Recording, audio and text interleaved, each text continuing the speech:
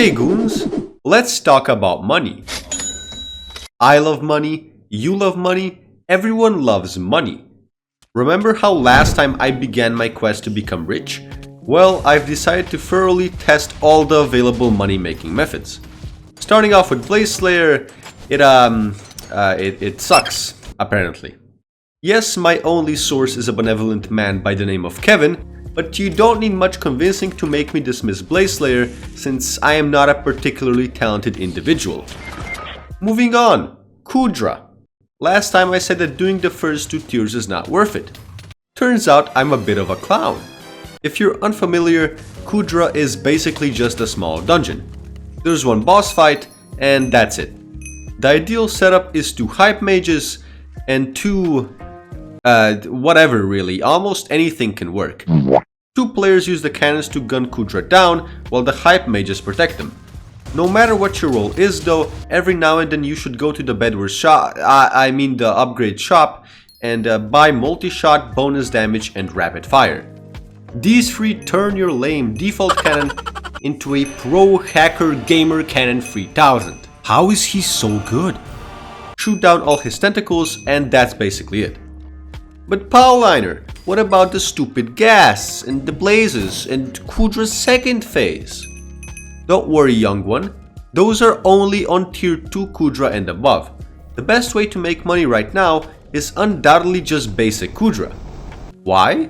Because the loot is practically the same, and the runs are over twice as short. Okay, Powliner, but how much do you get? On average, about 15 million coins an hour. Wow, that's a lot. Well, too bad I lied to you just now. It actually makes like 25 million coins an hour. Get absolutely bamboozled. This means that I am now the proud owner of 1 bamboozle coin. And I'm cashing it in right now to make you press left click on the big red button. Maybe even this one if you're extra cool. Anyways, as good as Kudra may seem, there is 1 massive roadblock. Keys. Hey, can you please open the door? I forgot the keys. To open the big Kudra chest, you need a Kudra key corresponding to the tier of the boss you've defeated. For example, Kudra keys only work on the basic tier, hot keys on the hot tier, Thanos keys on the Thanos tier. Oh wait, that's unreleased classified information. I wasn't supposed to say that. You can get these keys by either killing mini-bosses over and over until they drop 1, or by exchanging your nether stars at your faction's emissary NPC. These drop from cute little withers called vanquishers. Basically, you have a very finite number of keys, and you don't want to spend them on pee-pee-poo-poo. What I do is skip fervor and aurora armor because they just aren't worth enough. Terror is okay, but the one you really want to get is Crimson. Ooh, and there's also a few equipment pieces and attribute shards which sell for a decent bit. That being said, even while I was skipping fervor and aurora armor, I still made an average of 25 million coins per hour. And I didn't even get any of the crazy drops either. Crazy drops? What kind? Maybe some epic sword? A staff perhaps? No, it's books. Knowledge. There are 3 new ultimate enchantments in this update, one of which has somehow already gone through 2 name changes. As per my last email, but what is this? Anyways, you can get the other 2 from Kudra. The first is called Fatal Tempo, and it seems pretty broken. Probably because it is. But by far the best drop you can get from Kudra right now is Inferno. It costs 300 million billion trillion coins, but it's also very rare. I've done quite a few Kudra runs at this point, and I have yet to see anyone get it. Something I don't like about Kudra though is the horrible downtime. You know how you gotta reparty after every dungeon run so that you don't have to wait 10 hours to start another one? You love that, right? Well, I sure do, and I'm happy to say that they've added this to Kudra as well. Except, get this time reparty doesn't work, so you just have to wait. Awesome. And even once you get into the run, you have to watch L's stupid cutscene every single time. Hypixel, how many times will you make me watch this poor fisherwoman fall to her untimely demise? Why? Sadly, you're only really playing the game about 50% of the time. By the way, pro tip, a plasma flux is insane in this boss fight. An overflux should also do the job, but the difference is very noticeable.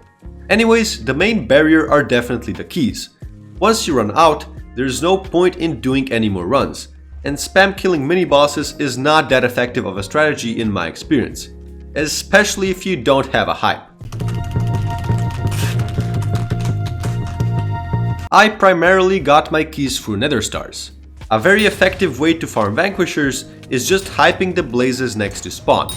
But A, Hyperion isn't exactly cheap these days, and B, it makes no money. And that completely goes against what I'm trying to do here. The other, probably just as effective way to get vanquishers is fishing. But Powliner, fishing's boring. Shh. No, it's really not. Here's how I do it. Go to this spot next to the dojo and get a nice party of people going. Maybe hop on a voice call. Powliner. Put on some music and just fish. But why do this whole setup? What's the point? Loot share. It's really good. Your goal is to get a bunch of sea creatures below your little cliff and damage them every now and then to guarantee your loot share. The best way to do this is using the giant sword's ability, but stuff like the spirit scepter also works. With so many mobs dying all the time, vanquishers spawn pretty frequently. But besides getting nether stars, this also makes a lot of money. Like a lot. I made an average of 20 million coins per hour doing this. The random gear you get from it accumulates very quickly, because you can salvage it for essence, and people really want essence. Like, bro, look at how much of this gear I get, and then look at how much it sells for. Whenever a thunder spawns, just damage it as fast as possible, because it can die very quickly. And if you see a Lord Jobus, just tag him a few times and go hide behind a corner wither cloaking. Because he will kill you otherwise. Haha, Lord Jobus, you ape. I have almost 3000 HP and 800 defense. Your flamethrower is no match. Oh, okay. Listen here, Lord Goober. I will now employ my greatest strategy yet. Hiding behind a wall, and I'm dead again. What the fuck? Seriously, why is he so strong? Anyways, while fishing is a crazy money-making method, sadly not everyone can do it. You need a decently high fishing level, since the weakest sea creature here requires fishing 27. I'm also in a party where pretty much everyone is fishing 45 or above, and has cracked fishing gear, so we can all catch the big man himself. Uh-oh, bonus money-making method time. This one's weird. By now you probably know of the new mushroom cowpet, but in case you don't, it basically gives a bunch of farming fortune, and most importantly, mushrooms. It was completely broken, and people were making mad money farming. And then they nerfed it to no longer work on player-placed crops, so now it blows. Or so we thought. The way they executed the nerf gives me the impression that they wanted to keep it usable on public islands. Because everyone loves farming on those, right? Anyways, too bad for the admins, this man is a genius. What if you, hypothetically speaking, had a minion plant the crops? Well, it worked once, but upon replenishing them, they'd become player-placed once more. Yes, this wouldn't really work with potatoes, carrots, netherwort, and so on. But what about sugarcane? Turns out if you have a minion plant the base sugarcane layer and let it grow, sugarcane, let's grow! The whole thing will remain a non-player planted crop, meaning that the top 2 sugarcane blocks will always drop mushrooms as well, so long as you never break the bottom one. How much money does this make? I don't know. I'm farming 19 and I don't intend to get to 20 anytime soon. But you can try it out. Although I'm sure they'll end up patching this soon enough. So maybe taking the time to build an entire minion placed sugarcane farm isn't exactly worth it. Oh, and that's all the money making methods I had in store for today. And I'll now be on my way. See, it's cool because it rhymes.